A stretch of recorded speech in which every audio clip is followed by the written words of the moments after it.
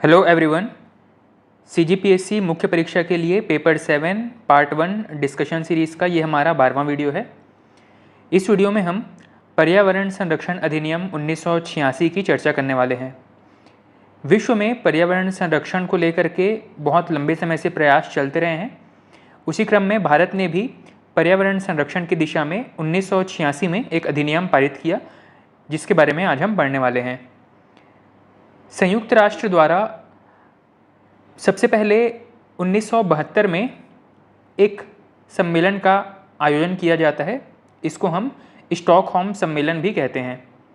और इसी सम्मेलन के बाद से विश्व के कई देशों ने पर्यावरण संरक्षण की दिशा में प्रयास शुरू किए थे।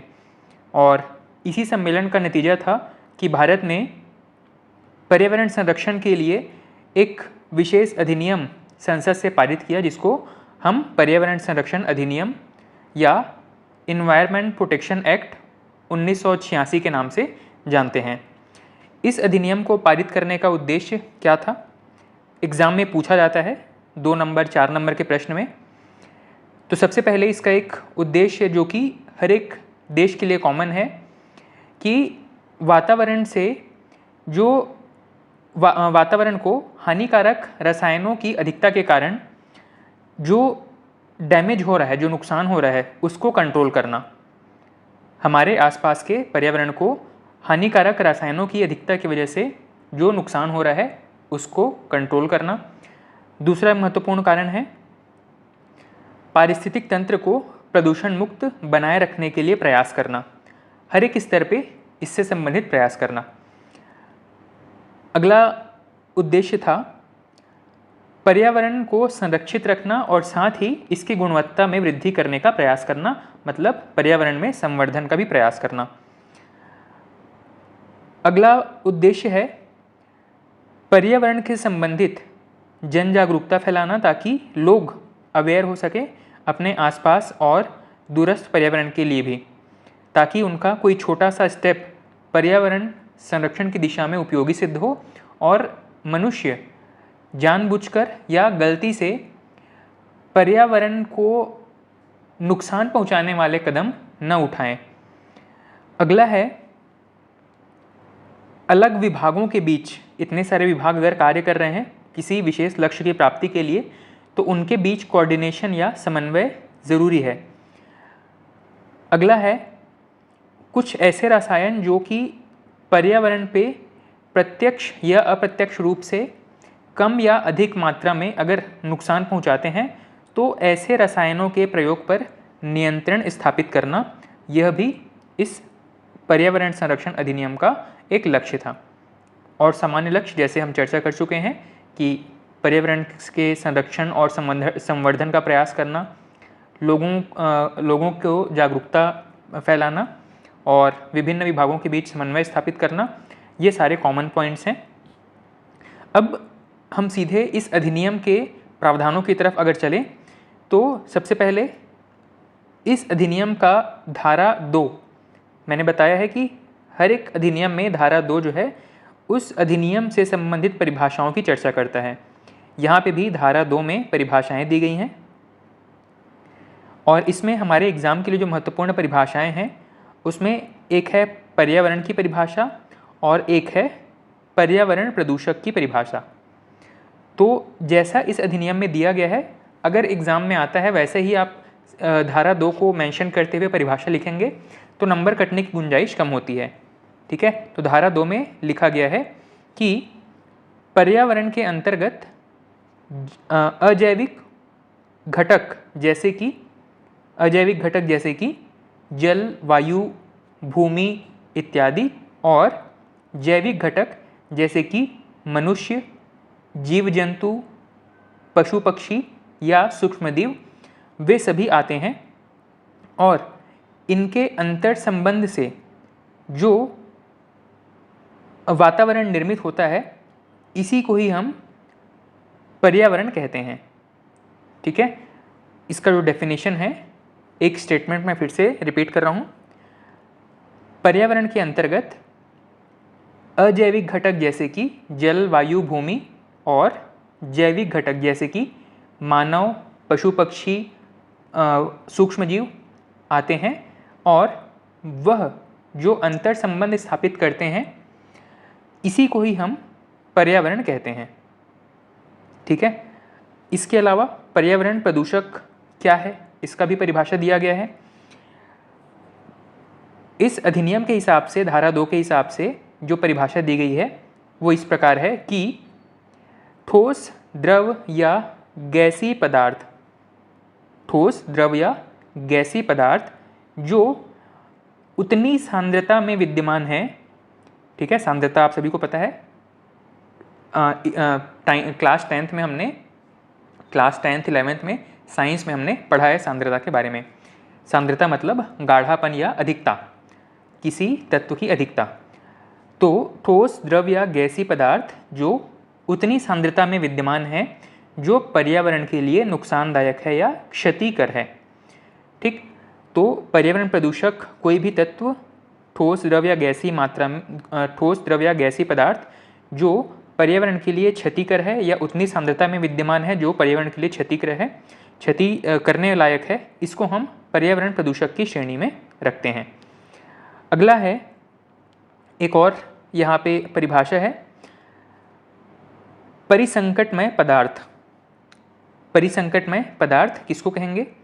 तो ऐसे प्रदूषक जो पर्यावरण को प्रदूषित कर सकते हैं अपने भौतिक या रासायनिक गुणों या अपनी हैंडलिंग की वजह से। किसी वस्तु या किसी पदार्थ को एक स्थान से लाना ले जाना, इसको कहते हैं हैंडलिंग। एक हाथ से दूसरे स्थान में, एक हाथ से दूसरे स्थान तक जाने को, इसको हैंडलिंग कहा जाता है। तो किसी पदार्थ की हैंडलिंग या अपने भौतिक रासायनिक गुणों के कारण यदि वह पर्यावरण को नुकसान पहुंचा सकता है, ऐसे पदार्थों को हम परिसंकटमय पदार्थ कहते हैं। एक बार फिर से इसका डेफिनेशन सुनेंगे। परिसंकटमय पदार्थ से ऐसे पदार्थ अभिप्रेत हैं या ऐसे पदार्थ की जानकारी होती है या उन पदार्थों के बारे में बताया जाता है जो अपने भौतिक रासायनिक गुणों या अपने हैंडलिंग, इसको शुद्ध हिंदी में हथालने कहा जाता है। ये एक शब्द है, इसको याद रखेंगे। और अगर हिंदी मीडियम से आप पेपर लिख रहे होंगे तो यही शब्द लिखेंगे हैंडलिंग के लिए, हथालने। ठीक, बहुत सारे लोगों के लिए हो सकता है ये नया शब्द हो, लेकिन हैंडलिंग के लिए यही शब्द ट्रांसलेट किया गया है। हथालने का मतलब है हैंडलिंग। तो कोई ऐसा पदार्थ जो अपने भौतिक रासायनिक गुणों या हथालने के कारण या अपने उस स्थिति के कारण, जब वो एक स्थान से दूसरे स्थान तक लाया ले जाया जा रहा हो मानवीय हस्तक्षेप के दौरान, उस कंडीशन में अगर वह पर्यावरण को नुकसान पहुंचा सकता है, तो ऐसे किसी भी पदार्थ को हम परिसंकटमय पदार्थ कहते हैं। ठीक है। धारा 2 में ये 2-3 परिभाषाएं हैं जो महत्वपूर्ण है, जहां से प्रश्न पूछे जा सकते हैं और पर्यावरण की परिभाषा कई बार पूछी जा चुकी है। तो इसमें 2 मुख्य बातें याद रखेंगे। जैविक और अजैविक घटक का जिक्र करना आवश्यक है, इसके बिना परिभाषा अधूरा हो जाएगा। अगला है धारा 3। धारा 3 में केंद्र सरकार की शक्तियों का उल्लेख किया गया है। पर्यावरण को संरक्षित रखने या इससे संबंधित जो केंद्र सरकार की शक्तियां हैं, इन सभी का वर्णन किया गया है धारा 3 में। सबसे पहला शक्ति यहाँ पे बताया गया है, केंद्र सरकार ऐसे सभी उपाय करने के लिए समर्थ होगा जो वह पर्यावरण के संरक्षण या उसकी गुणवत्ता में सुधार करने के लिए, या पर्यावरण अगर प्रदूषण हो चुका है तो उसके निवारण के लिए या प्रदूषण के नियंत्रण के लिए आवश्यक समझे। ठीक है। तो पहली शक्ति इन सरकार के पास क्या है कि केंद्र सरकार ऐसे सभी उपाय करने के लिए उनके पास शक्ति होगी जिन्हें वह पर्यावरण के संरक्षण, गुणवत्ता सुधार या पर्यावरण प्रदूषण से नियंत्रण के लिए उपयोगी समझे या आवश्यक समझे। दूसरी शक्ति है प्राधिकारियों का समन्वय। अगर सरकार बहुत सारे अधिकारियों को अपॉइंट कर चुकी है पर्यावरण संरक्षण के दायित्व को निर्वाह करने के लिए, तो जाहिर है अलग अलग राज्यों में उन्होंने अपने अधिकारी नियुक्त किए होंगे। उन सभी अधिकारियों और राज्य सरकार के बीच कोऑर्डिनेट करने या समन्वय करने की शक्ति भी होगी केंद्र सरकार के पास में। इसके अलावा राष्ट्रव्यापी कार्यक्रम बनाना और उनको लागू करना, यह भी केंद्र सरकार की शक्ति के अंतर्गत है। अगला है मानकों का निर्धारण करना। पर्यावरण की गुणवत्ता से संबंधित किसी भी प्रकार के मानक, चाहे वह पर्यावरण वायु से संबंधित मानक है, मान लो दिल्ली में जैसा एयर क्वालिटी इंडेक्स जारी किया जाता है, उसी प्रकार केंद्र सरकार भी वायु गुणवत्ता के लिए मानक जारी कर सकती है। किसी क्षेत्र में पेड़ पौधे कितने होने चाहिए, इसके संबंधित मानक जारी कर सकती है। या कोई नया घर बनाया जा रहा है, वो घर पर्यावरण अनुकूल है कि नहीं, इससे संबंधित मानक जारी कर सकती है। तो सरकार के ऊपर है कि पर्यावरण को संरक्षित करने के लिए वह किस प्रकार के मानक जारी करना चाहती है। अगला है पर्यावरणीय दुर्घटनाओं के निवारण से संबंधित प्रक्रिया जारी करना। मान लीजिए सरकार ने सारे रूल्स रेगुलेशन बनाए हैं, इसके बावजूद कोई पर्यावरणीय दुर्घटना हो जाती है तो उससे किस प्रकार निपटा जाएगा, इसकी पूरी प्रक्रिया सरकार के पास है कि सरकार इससे संबंधित प्रक्रिया को बना सकती है, उससे संबंधित रूल्स रेगुलेशन बना सकती है।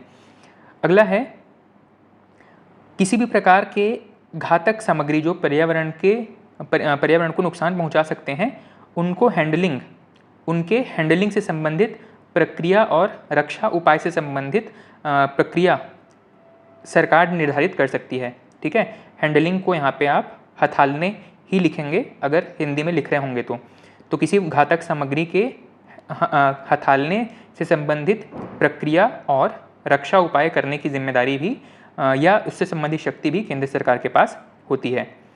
अगला है पर्यावरण से संबंधित शोध कार्य करवाने, प्रयोगशालाएं स्थापित करने और इससे संबंधित अन्य किसी संस्था का निर्माण या संस्था की व्यवस्था करने की जिम्मेदारी या शक्ति भी सरकार के पास में है, केंद्र सरकार के पास में है। अगला है पर्यावरण संबंधी सूचनाएं एकत्र करना और इन्हें प्रकाशित करना, यह भी केंद्र सरकार की शक्ति के अधीन आता है। ठीक है, तो धारा 3 में केंद्र सरकार की शक्तियों का उल्लेख किया गया है। एग्ज़ाम में जिस प्रकार से धीरे धीरे परीक्षाओं का स्तर बढ़ता है तो थोड़े से डिटेल्ड क्वेश्चन पूछे जाने की संभावना होती है। मान लो 2 नंबर या 4 नंबर में ये प्रश्न पूछा जाए कि केंद्र सरकार की शक्तियों का उल्लेख कीजिए पर्यावरण संरक्षण अधिनियम के अंतर्गत, तो आप इनमें से कोई 4-5 पॉइंट लिख सकते हैं और ये पर्याप्त होंगे। अगला है धारा नंबर 15।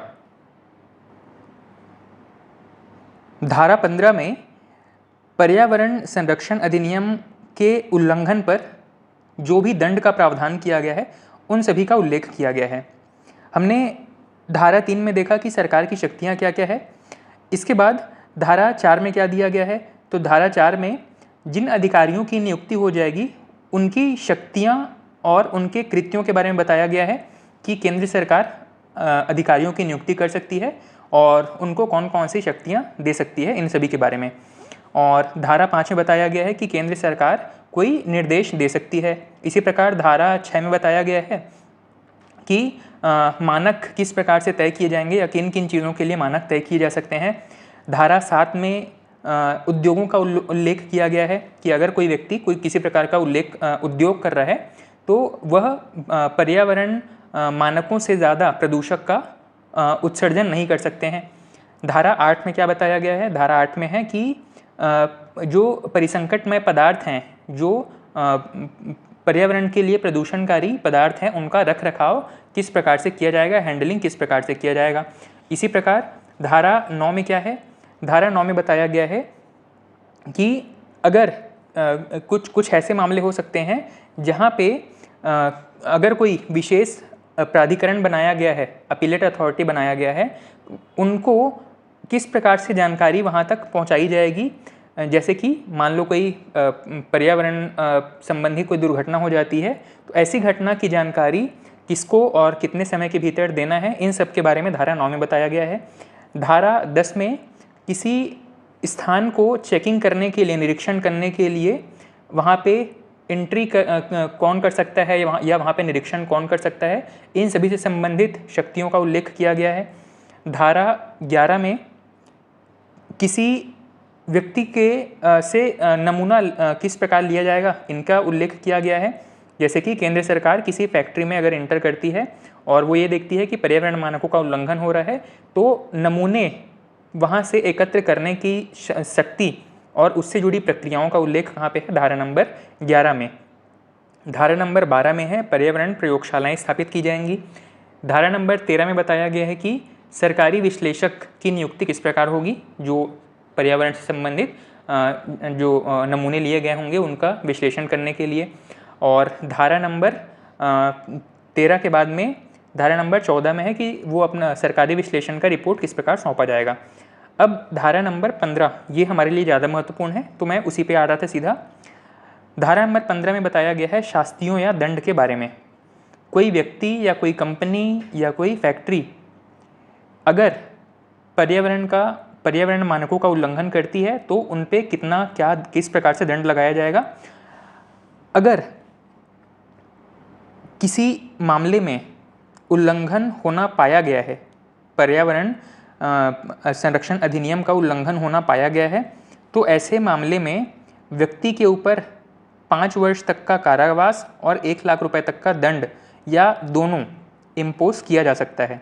अगर किसी व्यक्ति ने पर्यावरण मानकों का उल्लंघन किया है, या अगर कोई फैक्ट्री है, कोई कंपनी है, तो उसके जो ओनर हैं या जो दायित्व जिनके ऊपर दायित्व था पर्यावरण मानकों को पूरा करने का, उस व्यक्ति को 5 वर्ष तक की सज़ा और 1 लाख रुपए तक का जुर्माना या दोनों भुगतना पड़ सकता है।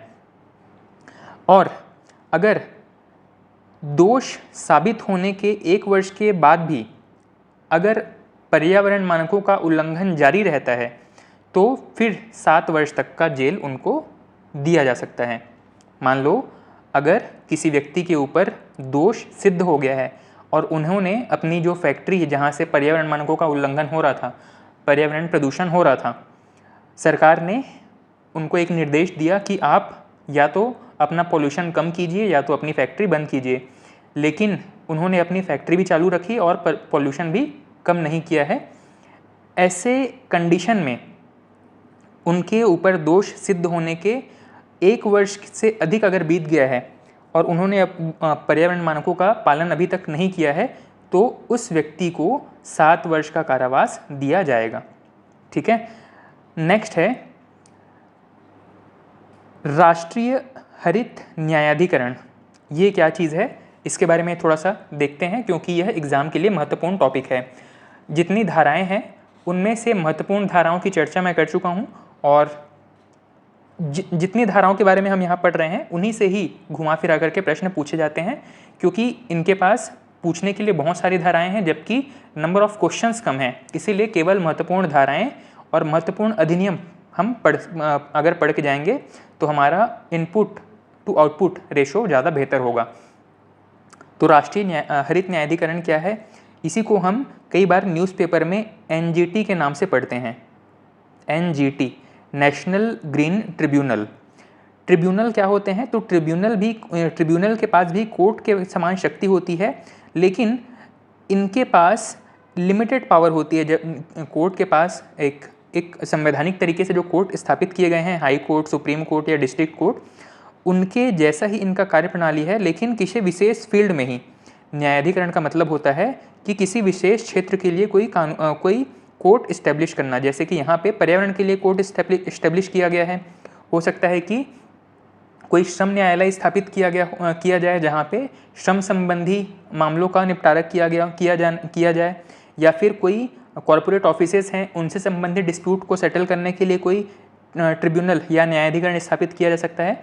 तो ट्रिब्यूनल का मतलब है कोई ऐसे कोर्ट जो किसी विशेष प्रकार के मामलों के देखरेख या उनकी निगरानी के लिए बनाए गए हों या उनके मामलों को सुनने के लिए बनाए गए हों।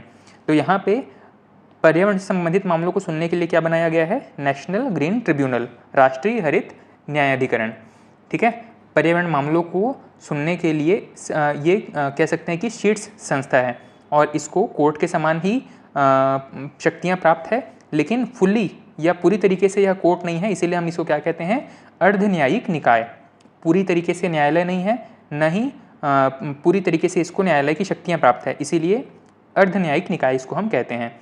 इसका निर्माण किस प्रकार से किया गया है, तो नेशनल ग्रीन ट्रिब्यूनल एक्ट 2010 के द्वारा इसको संसद से पारित करके और एनजीटी का गठन किया गया है। इसकी अधिकारिता क्या है, तो सिविल न्यायालय के समान इसको अधिकारिता प्राप्त है।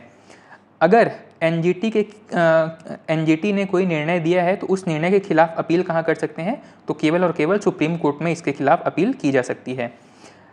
नेशनल ग्रीन ट्रिब्यूनल का स्ट्रक्चर किस प्रकार से है, यहाँ पे कौन कौन मेंबर हैं, तो बताया गया है कि यहाँ पे एक अध्यक्ष होंगे और वह जो अध्यक्ष है वो सुप्रीम कोर्ट का रिटायर्ड जज ही हो सकता है। एक्स सुप्रीम कोर्ट जज ही यहाँ पे अध्यक्ष के रूप में कार्य कर सकता है, तथा 20 से लेकर के 40 अन्य सदस्य यहाँ पे हो सकते हैं। इस एनजीटी का स्ट्रक्चर कैसा है, तो यहाँ पे अधिकतम 20 से लेकर के 40 सदस्य हो सकते हैं और एक अध्यक्ष होंगे। ठीक, अब ये जो इन्वायरमेंट प्रोटेक्शन एक्ट है, इसमें चुनौतियाँ क्या हैं। भाई हमने कानून तो लागू कर दिया, बना दिया, लेकिन इस कानून को पालन करवाने में या सभी लोगों द्वारा इसको मनवाने में किस प्रकार की चुनौतियां हैं सरकार के सामने। तो सबसे पहले तो है आर्थिक मानव। अब ये आर्थिक मानव क्या है, मानव जब बहुत अर्थ को बहुत ज़्यादा महत्व दे दे, ऐसे व्यक्ति को हम कहते हैं आर्थिक मानव, जिसने विकास की दौड़ में सारी चीज़ों को नेग्लेक्ट करते हुए केवल धन या अर्थ पर ही फोकस कर लिया है। ठीक है, तो जो ऐसा व्यक्ति है जो केवल पैसे को महत्व देता है, पर्यावरण को महत्व नहीं देता है, वो किसी भी हद तक जा करके पैसे कमाने पे ही फोकस करेगा, चाहे उससे पर्यावरण का दोहन कितना भी होता हो। ठीक है, तो ऐसे व्यक्ति को हम कह रहे हैं आर्थिक मानव, और ऐसे लोगों की संख्या क्योंकि बढ़ती जा रही है तो सरकार के सामने एक चुनौती आ जाती है कि अब लोगों की आजीविका को किस प्रकार से कंट्रोल किया जाए। कोई व्यक्ति अगर राइट टू लाइफ के अंतर्गत अपना कोई आजीविका चला रहा है, ठीक है, हर एक व्यक्ति को अपना आजीविका चलाने का अधिकार है। ऐसे कंडीशन में कोई व्यक्ति का अगर अपनी आजीविका चलाने के लिए कोई ऐसे काम करता है जिससे पर्यावरण का उल्लंघन होता है, इस पर्यावरण कानून का उल्लंघन होता है, तो ऐसी कंडीशन में सरकार किसे तवज्जो देगी। क्या पर्यावरण को तवज्जो दिया जाएगा या उस व्यक्ति के अधिकारों को, आजीविका का जो अधिकार है, जीवन का जो अधिकार है, जो कि उसे संविधान के द्वारा प्राप्त हैं, उन अधिकारों को तवज्जो दिया जाएगा, प्रायोरिटी दिया जाएगा। तो किसको तवज्जो दिया जाएगा, ये एक चुनौती हो जाती है सरकार के सामने। अगला है राजनीतिक भ्रष्टाचार। जैसा कि आज हम देखते हैं कि कोई क्षेत्र है जहाँ से कोल माइन करवाना है, लेकिन क्योंकि वहाँ पे बहुत बृहद मात्रा में वन संसाधन भी हैं, तो वनों को हटाए बिना वहाँ पे कोल माइनिंग नहीं हो सकती है। ठीक है, तो ऐसी कंडीशन में कई बार हमको पॉलिटिकल करप्शन भी देखने को मिलता है, जहाँ पे नियम कानून को दरकिनार करते हुए और जंगलों को उजाड़ दिया जाता है। अगला है जागरूकता की कमी। कई बार शहरी लोग जिन्होंने पर्यावरण को करीब से नहीं देखा है या जो जंगलों से जुड़े हुए नहीं हैं, उन लोगों में ज़्यादातर जागरूकता की कमी होती है और उन्हें लगता है कि पर्यावरण संरक्षण व्यर्थ की चीज़ है या पर्यावरण को नुकसान के बारे में उतना सोचने की व्यवस्था नहीं है। पर्यावरण जो नेचर है वो खुद सारी चीज़ों को बैलेंस कर लेगी, जबकि ऐसा नहीं है। पर्यावरण उस समय तक खुद को बैलेंस कर सकती है जब उसको बैलेंस तरीके से एक्सप्लॉइट किया जाए। आप उन्हें उनकी उत्पादक क्षमता से ज़्यादा अगर एक्सप्लॉइट करेंगे तो ऐसा नहीं है कि आज हमने कोई पेड़ काटा है और अगले साल तक एक नया पेड़ उसी कंडीशन में वहाँ पे खड़ा हो। ठीक है, तो जागरूकता की कमी यह भी एक महत्वपूर्ण चुनौती है। इसके अलावा बढ़ता हुआ औद्योगिकीकरण। अब औद्योगिकीकरण भी क्यों बढ़ रहा है, क्योंकि डिमांड ज़्यादा है, लोगों को हर चीज़ जल्द से जल्द और ज़्यादा से ज़्यादा चाहिए, तो उनकी डिमांड को पूरा करने के लिए सप्लाई बढ़ाना है और सप्लाई बढ़ाने के लिए उद्योगों को बढ़ाना है। अगला है मानव वन्यजीव संघर्ष। मानव वन्यजीव संघर्ष का मतलब क्या है कि जब हम जंगलों को काटते चले जाते हैं तो जंगल के जो जीव हैं, जो जंगली जीव हैं, वो मानव आबादी वाले क्षेत्रों में प्रवेश करने लगते हैं और अब उनका संघर्ष कई बार ऐसा हो जाता है कि या तो व्यक्ति की जान जाएगी या तो उस जंगली जीव की जान चली जाती है। तो इसको हम क्या कहते हैं, मानव वन्यजीव संघर्ष। अगला है व्यवहारिकता, कई बार सरकार के द्वारा या फिर पर्यावरणविदों के द्वारा कुछ ऐसे उपाय सुझा दिए जाते हैं जो कि व्यवहारिकता में लागू नहीं किए जा सकते हैं। अगर कोई व्यक्ति ये कह दे, कोई पर्यावरण प्रेमी या पर्यावरण संरक्षण कार्यकर्ता ऐसा कह दे कि हमें ऊर्जा की भी आवश्यकता है लेकिन हम कोल माइनिंग भी नहीं करेंगे, तो कोई व्यवहारिक सॉल्यूशन नहीं हुआ है कि जब आप कोल माइनिंग नहीं करेंगे तो आपको ताप विद्युत कहाँ से प्राप्त होगा, कोल की आपूर्ति कहाँ से होगी।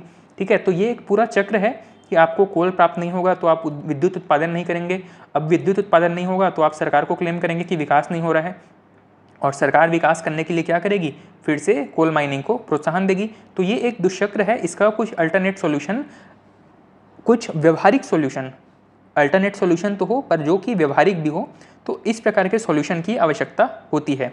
तो व्यवहारिक सॉल्यूशन भी हमारे लिए चुनौती बन जाते हैं। ठीक है, तो पर्यावरण संरक्षण अधिनियम से संबंधित ये एक महत्वपूर्ण चीज़ें थी जो कि परीक्षा में पूछे गए हैं या जहाँ से प्रश्न पूछे जाने की संभावना है।